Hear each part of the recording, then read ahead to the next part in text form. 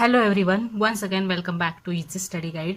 So आपण theory lectures घेत आहोत AMVI मेन्स एक्झामसाठी किंवा कन्सेप्च्युअल थेरी लेक्चर्स घेत आहेत. मी नॉट स्पेसिफिकली तुम्ही AMVI वगैरे कोणत्या पण टेक्निकल एक्झामसाठी कन्सेप्च्युअल गोष्टी आपण इथे घेत आहोत. थेरी लेक्चर्स आपण घेत आहोत. सध्या MCQs पण अपलोड केलेत मी आणि थेरी लेक्चर्स पण अपलोड करते. MCQs स्पेसिफिकली AMVI मेन्स एक्झामसाठी आहे आणि हे नॉर्मली कोणत्या पण लेक्चरसाठी चालतील, बट त्या हिशोबाने मी टॉपिक्स कव्हर करण्याचा ट्राय करत आहे. सो आपण आता हायड्रॉलिक्सच्या थर्ड पार्टकडे जात आहोत. हायड्रॉलिक्सचे 2 पार्ट्स घेतलेले आहेत मी. लिंक डिस्क्रिप्शन बॉक्समध्ये देत आहे, तुम्ही ते आधी पहा आणि मग थर्ड पार्टवर या, कारण लिंक्ड आहेत सगळे. सेकंड पार्ट नाही पाहिला तर तुम्हाला आजचा पार्ट नाही कळणार आहे. अगेन सॉमचे पण घेतलेत मी. सॉमचे पण AMVI RTO मेन्स एक्झाम प्लेलिस्टमध्ये जाऊन तुम्ही पाहू शकतात. MCQs पण पाहू शकतात, स्ट्रेस आणि स्ट्रेनचे. देन थेरी ऑफ मशीनचं पण एक लेक्चर घेतलेलं आहे. So all these are available on my playlist named as AMVI RTO mains exam. You can go there and watch it. So we are starting with third lecture of hydraulics. Property of fluid बघत आहोत आपण. तर viscosity बघितली. आता आपण बघूयात की विस्कॉसिटीलाच continue होतं. विस्कॉसिटी काय होतं, आपला लॉ काय होता, Newton's law of viscosity. Shear stress is directly proportional to rate of shear strain. Proportionality sign काढण्यासाठी आपण विस्कॉसिटी साईन घेतली होती आणि this was our rate of shear strain.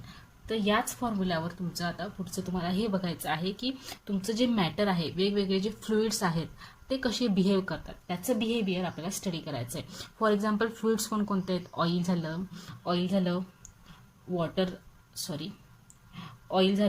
Water झालं, देन अजून ब्लड झालं, paint. All these are fluids, right. Toothpaste, yes, toothpaste is also fluid. Ketchup, milk, हे जे वेगवेगळे फ्लुइड्स आहेत यांचं बिहेवियर कसं असतं. जर तुम्ही शिअर स्ट्रेस इन्क्रीज केला तर त्याच्यात विस्कॉसिटी इन्क्रीज होते का डिक्रीज होते, त्याचा रेट ऑफ शिअर स्ट्रेनवर काय परिणाम होत असतो ते आपल्याला आता स्टडी करायचं आहे. याच्यावर बहुतेक विचारला जाऊ शकतो क्वेश्चन. या ऑइल आणि वॉटरला किंवा वॉटरला आयडियल फ्लुइड म्हणतात का, अदरवाईज काय म्हणतात, ब्लडला काय म्हणतात, टूथपेस्ट सुडोप्लास्टिक आहेत की रेओपेप्टिक आहे, ते आपल्याला बघायचं आहे. सो कॉन्सन्ट्रेशन हे लक्ष द्या आणि इझी आहे समजायला, पण इम्पॉर्टंट आहे तुमचं एक्झाम पॉईंट ऑफ व्ह्यूने. बेसिक आहे अगदी. तर आपण बघूयात. एक जनरल सांगितलं की आपल्याला बिहेवियर स्टडी करायचं आहे. मग बिहेवियरमध्ये एक मोस्ट इम्पॉर्टंट चार्ट येतो, which is shear stress versus rate of shear strain. तर याच्यानुसार तुमचे तुम्हाला ग्राफ पण देऊ शकतात. Above graph shows which of the following fluid. Suppose हा ग्राफ दिलेला आहे, तर हे आयडियल फ्लुइड आहे का, कोणतं फ्लुइड आहे. परत हा ग्राफ दिलेला आहे, हा कोणता आहे, 1, 2. परत हा इकडे मी ब्लू पेनाने दाखवते हवं तर. This is second graph, this is my third graph, then this is my fourth graph, this is my fifth graph, third, fourth, fifth. 1 नंबरचा कोणता आहे, 2 नंबरचा कोणता आहे, 3 नंबरचा कोणता शो करतोय, 4 नंबरचा आणि 5 नंबरचा कोणता शो करतो. तर याच्यापैकी 1 किंवा 2 दिलेले देऊ शकतात, थर्ड विचारला जाऊ शकतोय, किंवा एकच दिलेला असेल तो कोणता आहे ते विचारलं. ऑप्शन्स तुमचे वेगवेगळे असतील. So we are going to study these phenomenons. तर बेसिकली जो तुमचा मी टाऊ वर्सेस du/dy जो 1 नंबरचा ग्राफ दाखवला होता, याचं काय तुमचं, याच्यावरून तुम्हाला कळतंय की हे डायरेक्टली प्रोपोर्शनल असतील. म्हणजे याच्यात म्यूची व्हॅल्यू काय असेल, म्यू इज डायनामिक विस्कॉसिटी. म्हणजेच shear stress varies linearly with the rate of shear strain. Directly proportional आहे. याच्यात viscosity remains constant for any value of shear stress and any value of shear strain. याच्यावरून काय कळतंय आपल्याला, rate of shear strain, rate of shear deformation remains constant, viscosity remains constant. तर याचे examples कोणकोणते आहेत, 1 नंबरचे याचे एक्झाम्पल्स कोणकोणते आहेत, वॉटर, मर्क्युरी. वॉटर हा एक आयडियल फ्लुइडमध्ये पण कन्सिडर केला जातो, ते आपण बघूयात.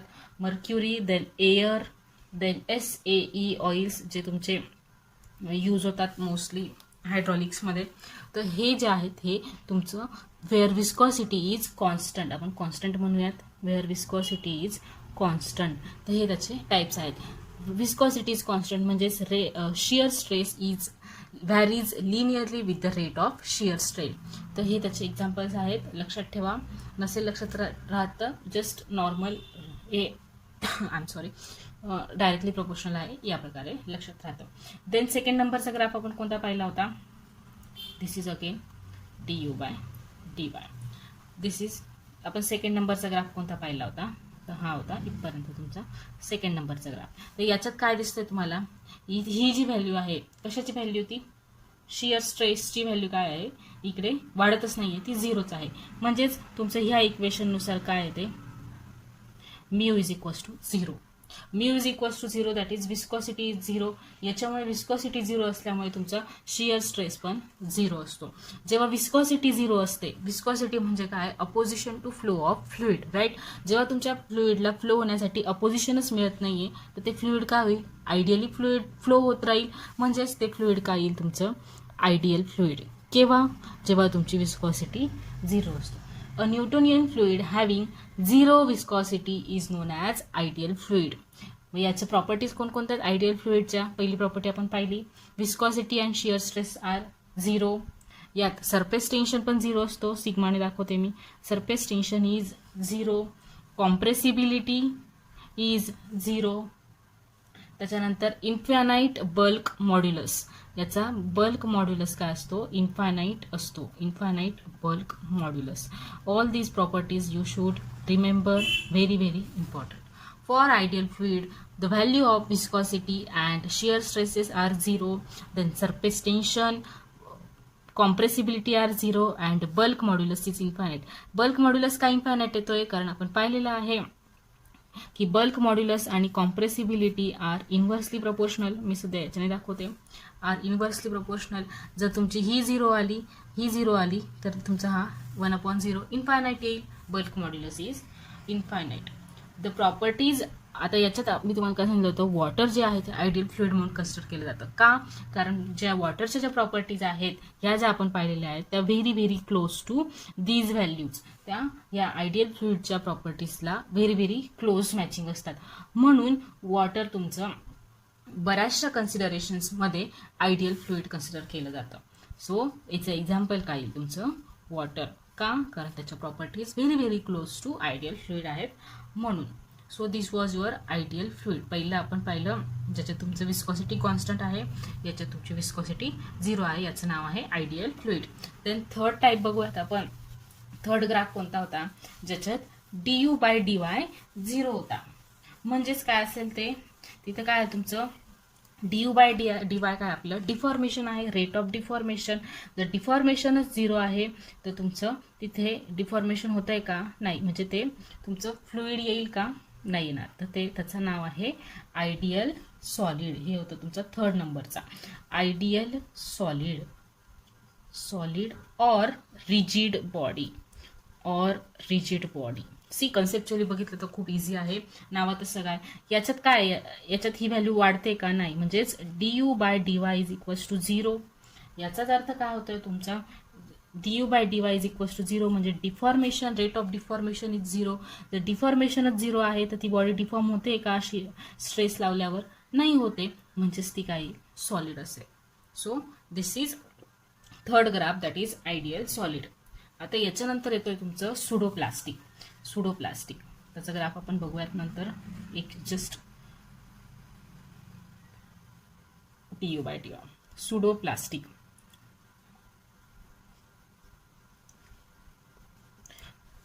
सुडोप्लास्टिक म्हणजे काय?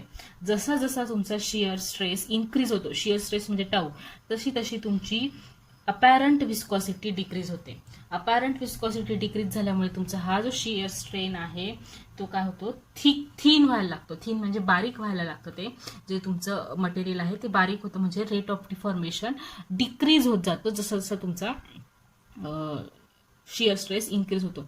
सो याचं बिहेवियर या प्रकारचं येईल. हे इन्क्रीज झालं आणि हे नंतर नंतर डिक्रीज होत झालं. म्हणून यांना अजून एक नाव आहे शिअर थिनिंग. थिनिंग बारीक होत जातात ते, त्यांची ती प्रॉपर्टी असते जसं जसं तुमचं शिअर स्ट्रेस इन्क्रीज होत जातो. शिअर थिनिंग फ्लुइड्स आणि मग डिफॉर्मेशन तुमचं विस्कॉसिटी डिक्रीज झाली. विस्कॉसिटी डिक्रीज झाल्यामुळे तुमचं डिफॉर्मेशन काय त्याच्यात इझी होत जातंय. तर यांना काय म्हणतात सुडोप्लास्टिक फ्लुइड्स किंवा शियर थिनिंग फ्लुइड्स. मग एक्झाम्पल्स कोणकोणते आहेत? मिल्क, त्याच्यानंतर blood. These are pseudoplastic fluids. याच्यात काय होतंय तुमचं, जसं जसं मी परत इथं रिपीट करते, as the shear stress is increasing the apparent viscosity decreases. Apparent viscosity decreases, that is why the fluid becomes thinner and deformation becomes easier. Such fluids are also known as shear thinning fluids. So this was your shear thinning fluid or pseudoplastic. याच्यातच same आहे, इथेच cover करते मी. Again this is tau versus du by dy. याच्यात काय असेल, उलट असेल. As the shear stress increases, apparent viscosity increases, leading to thickening of fluid. याच्यात काय होतंय, जाड होतंय, thickening of fluid and difficult deformation. Difficult deformation होतं. यांना काय म्हणाल मग तुम्ही? Shear thickening fluid. Shear thickening fluids. Examples कोणकोणते येतील? एक्झाम्पल्स आहेत त्याचे quick sand, then corn starch solution. Corn starch solution. प्रत्येकाचे ॲप्लिकेशन वेगवेगळे आहेत त्यांच्या प्रॉपर्टीजनुसार, त्यांच्या युसेजनुसार. तर हे तुमचे यांना काय म्हणतात मग? सुडोप्लास्टिक नाही म्हणत यांना काय म्हणणार तुम्ही? डायलॅटंट fluids. डायलॅटंट fluids or shear thickening fluids, where as the value of shear stress increases, apparent viscosity increases, which leads to thickening of your fluid, and that is why deformation becomes harder. So this is the fifth 5 graphs. परत एकदा पाहू आपण short मध्ये, combine तुम्हाला सांगते मी. त्याच्यानंतर आपल्याला ideal Bingham plastic, thixotropic, रेओपेक्टिक हे पाहायचे आहेत. त्याच्यात थोडासा फरक आहे, पण आधी आपण हे पाहूया. This is shear stress, this is rate of shear strain. पहिला ग्राफ कोणता होता तुमचा? This was your first graph, where shear stress varies linear with rate of shear strain. Examples कोणकोणते होते? Water, then mercury, then air, then SAE oils. Then second graph कोणता होता तुमचा? Where viscosity is 0. This was your second graph. Viscosity म्हणजे कोणतं झालं तुमचं? Ideal fluid झालं. Water is consider as ideal fluid. Then third graph कोणता होता तुमचा? Third graph, this was your third graph, where du by dy is 0 means deformation is 0. हे ideal solid झाले. आयडियल सॉलिडचे एक्झाम्पल्स माहीत असतील तुम्हाला. Then this was fourth graph, pseudoplastic. As the shear stress increases, the apparent viscosity decreases and fluids become thinner. Examples: milk, blood. Then this was dilatant fluid. As the shear stress increases, apparent viscosity increases, deformation becomes harder or difficult. Shear thickening fluids. Example: corn starch solution, quicksand. So this is first part. आता आपण next पार्टकडे बघूयात. तो सोपा आहे. Next पार्टमध्ये काय आहे, जसं आपण सॉममध्ये पाहिलेलं आहे की काही जे आहेत तुमचे मटेरियल्स किंवा मेटल्स आहेत, यील्ड स्ट्रेस दिल्याशिवाय ते नंतर डिफॉर्म होत नाही. तसंच जे तुमचे काही फ्लुइड्स आहेत तर त्यांना काहीतरी सुरुवातीला मिनिमम शियर स्ट्रेस लागतो डिफॉर्म व्हायला, आणि मग ते नंतर त्यांचं डिफॉर्मेशन इनिशिएट करतात. तर हे जे आहेत तुमचं, तर त्यांचा शियर स्ट्रेस पहिला जो असतो तो यील्ड शियर स्ट्रेस म्हणून ओळखला जातो. Yield shear stress. यील्डिंग म्हणजे काय? कशाला तरी स्टार्ट करणे. म्हणजेच तुमचं जे फ्लुइडचं फ्लुइड म्हणजे काय आपण पाहिलेलं आहे कंटिन्युअस डिफॉर्मेशन. पण काही फ्लुइड्सला कंटिन्युअस डिफॉर्मेशन स्टार्ट करण्याच्या अगोदर काहीतरी शियर स्ट्रेसची गरज असते. त्याला आपण यील्ड शियर स्ट्रेस म्हणतो. त्याला आपण टाऊ नॉटने डिनोट करूयात. मग त्याचं इक्वेशन त्याच्यानुसार मग तुमचे पुढचे ह्या क्लासमधले पुढचे टाईप्स क्लासिफाय होत आहेत. तर यांना गव्हर करणारा लॉ जो आहे तो जनरली असा आहे, टाऊ नॉट म्हणजे पहिला हा, आणि मग तुमचं म्यू du by dy या प्रकारचा तो लॉ असतो. पहिले इनिशियल शिअर स्ट्रेस द्यावा लागतो आणि मग नंतर तुमचं डिफॉर्मेशन स्टार्ट होतं. तर आपण तो पहिल्यांदा बघूयात. पहिला आहे त्याच्यातलं आयडियल बिंगम प्लास्टिक. तर या सगळ्या याच्यात tau not will not be equal to 0. का? कारण आपल्याला काहीतरी शिअर स्ट्रेस लागतोय. तर याच्यात काय आहे तुमचं, हे जे आयडियल बिंगम प्लास्टिक जे आहे त्याच्यात काय तुमचं पहिल्यांदा काय फ्लुइड जे आहे ते काय फर्स्टली बिहेव्स ॲज सॉलिड. कधीपर्यंत सॉलिड म्हणून बिहेव करेल ते जोपर्यंत त्याला यील्ड शिअर स्ट्रेस मिळत नाही. त्याच यील्ड शिअर स्ट्रेसची व्हॅल्यू केवढी असेल जेवढी त्याला नंतर फ्लो होण्यासाठी लागते. The fluid behaves as a solid till yield shear stress beyond which the rate of shear strain varies linearly with respect to shear stress. म्हणजेच काय, सपोज आपण हा ग्राफमध्ये बघितलं, this is tau versus du by dy. आता आपल्याला फक्त tau लागतोय का? याच्यात थोडासा मोठा काढते मी. याच्यात फक्त टाऊ लागतोय का? नाही. याच्यात यील्ड शिअर स्ट्रेस पण लागतोय. सपोज यील्ड शिअर स्ट्रेसची व्हॅल्यू समथिंग इथे आहे. तर याच्यात काय आहे, ही व्हॅल्यू दिल्यानंतर तुमचं ते लिनियरली व्हॅरी होणार आहे, जसं आपला पहिला होता तसा. म्हणजेच जोपर्यंत तुम्ही ही व्हॅल्यू देत नाही, ही व्हॅल्यू मिळाली त्याच्यानंतर तुमचं शिअर स्ट्रेस आणि rate of shear strain linearly vary होतील किंवा डायरेक्टली प्रोपोर्शनल असतील. मग याचे एक्झाम्पल कोणते असतील? याचं एक्झाम्पल आहे टूथपेस्ट. सोपं आहे समजायला. टूथपेस्ट इमॅजिन करा, सगळ्यांच्याच घरात असते. टूथपेस्ट म्हणजे काय झालं तुमचं, जोपर्यंत तुम्ही त्या ट्यूबमधून मागून प्रेशर अप्लाय करत नाही तोपर्यंत पुढून तुमचं टूथपेस्टचं जे आहे ते बाहेर येत नाही. बरोबर? म्हणजेच जोपर्यंत तुम्ही यील्ड स्ट्रेस, जो पहिला फोर्स आहे तुमचा, suppose this is my toothpaste, एक इमॅजिन करा, जोपर्यंत मी इकडून यील्ड स्ट्रेस देत नाहीये तोपर्यंत हे व्हॅरी होत नाहीये किंवा तोपर्यंत हे बाहेर येत नाहीये. तोपर्यंत काय झालं, ते सॉलिड म्हणून बिहेव करतंय. मला काही प्रॉब्लेम आहे का की आवरावं लागतंय? काहीच नाही. नंतर जेव्हा मी इकडून फोर्स अप्लाय करते तेव्हा ते बाहेर यायला सुरुवात होते आणि जसं फोर्स अप्लाय करते तेव्हा तेवढं इंटेन्सिटीने ते बाहेर येते. म्हणजे एकदाचा मी त्याला बाहेर आणण्यासाठीचा फोर्स अप्लाय केला की नंतर माझ्या ह्या फोर्समध्ये आणि हे बाहेर येण्याच्यामध्ये लिनियर व्हेरिएशन दिसतं. म्हणजे मी जेवढा फोर्स अप्लाय करेल लगेच तेवढं बाहेर येईल. मी फोर्स काढला की ते स्टॉप होईल. So this is ideal Bingham plastic. अजून एक एक्झाम्पल काय येईल, same ketchup. This is same behaviour. So this is ideal Bingham plastic. Then your thixotropic fluid. Thixotropic fluid. Again याच्यात तुमचा tau not will not be equal to 0. मग याच्यात काय आहे, जसं आपण चौथा पाहिला होता तसा शिअर. परत एकदा इथे काढते, du by dy. This is my tau not.